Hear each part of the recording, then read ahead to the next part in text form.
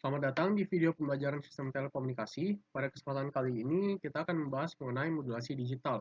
Sebelumnya, perkenalkan nama saya Ahmad Fadil Gifari Kaputra dengan NIM 110221053 dari kelas L4507.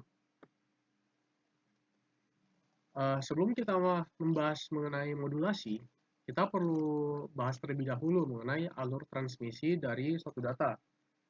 Eh, Pertama-tama, sinyal data akan masuk ke multiplexer, di mana sinyal data yang ada banyak akan dikompres menjadi satu sinyal saja, sehingga nantinya dapat ditransmisikan. Kemudian setelah itu sinyal data yang tadi akan masuk ke modulator.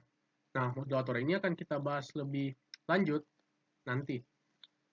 Kemudian sinyal tersebut akan masuk ke up converter, mana frekuensi dari sinyalnya akan dinaikkan. Setelah itu, sinyal akan masuk ke amplifier dan kemudian akan ditransmisikan melalui satu media transmisi. Media transmisinya dapat berupa udara, kalau gelombangnya berupa gelombang elektromagnetik, bisa berupa kabel tembaga kalau berupa sinyal listrik, atau bisa berupa kabel optik kalau berupa kalau transmisinya menggunakan pulsa cahaya. Setelah itu akan masuk ke penerima, di mana prosesi penerima ini hampir sama, hanya saja kebalik. Nah, apakah modulasi itu? Modulasi, jadi modulasi adalah proses di mana sinyal informasi yang berfrekuensi rendah ditumpang pada sinyal pembawa atau sinyal carrier yang berfrekuensi tinggi. Kenapa modulasi itu diperlukan pada transmisi data?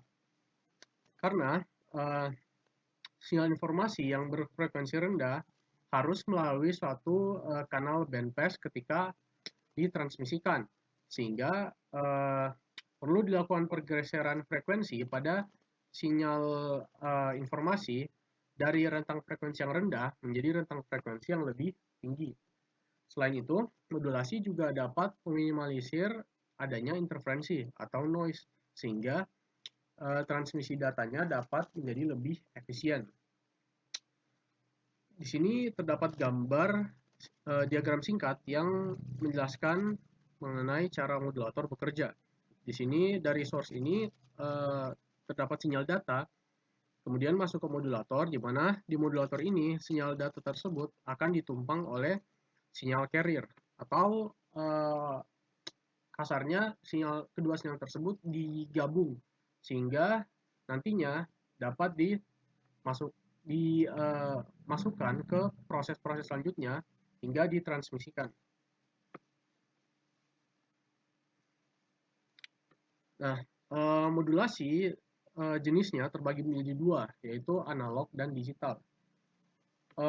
Perbedaannya bisa dilihat terdapat di edisi ini, di mana di modulasi analog sinyal datanya itu langsung masuk ke modulator ini.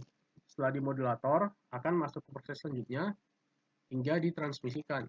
Tapi kalau modulasi digital, sinyal data yang berupa sinyal analog harus masuk ke ADC dulu atau analog to digital converter, di mana sinyal data yang analog tadi akan diubah menjadi sinyal digital atau sinyal yang berbasis bilangan biner 0 dan 1.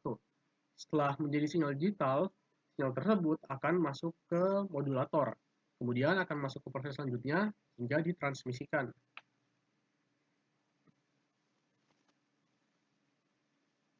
Nah, modulasi digital sendiri terbagi menjadi 3 jenis, yaitu ada ASK atau Amplitude Shift Keying, ada FSK atau Frequency Shift Keying, atau PSK atau Phase Shift Keying.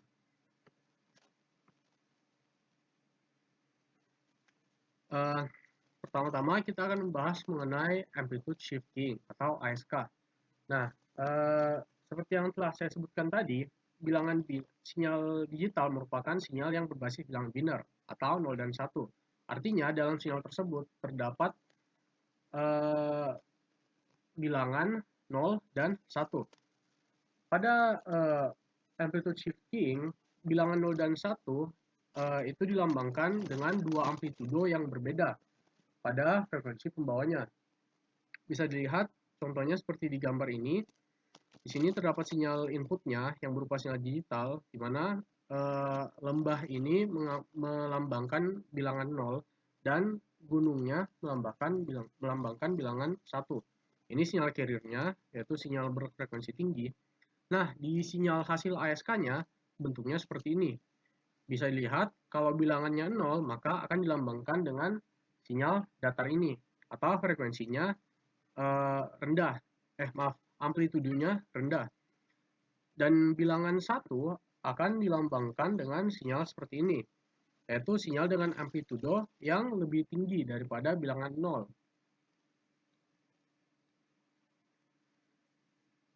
Nah, kemudian selanjutnya ada frequency shifting atau FSK, di mana ketika di ASK tadi kedua bilangan biner 0 dan 1 dilambangkan dengan amplitude yang berbeda, pada FSK ini kedua bilangan tersebut dilambangkan dengan frekuensi yang berbeda. Bisa lihat dari gambar ini tadi hampir sama. Ini bilangan sinyal digitalnya berupa bilangan 0 dan 1, sinyal carrier-nya. Nah, di hasil sinyal FSK-nya, pada saat dia bilangan 0, sinyalnya akan menjadi seperti ini. Frekuensinya lebih rendah daripada sinyal yang melambangkan bilangan 1, di mana frekuensi merupakan jumlah gelombang dalam satu satuan waktu.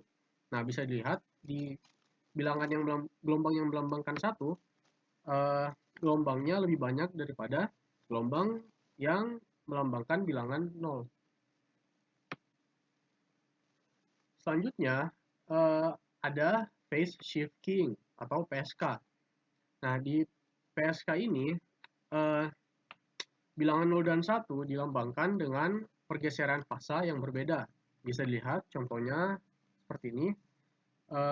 Pada saat dia bilangan 0, pergeseran fasanya seperti ini. Tapi ketika dia masuk bilangan 1, fasanya berubah, bergeser, sehingga seperti gambar tersebut.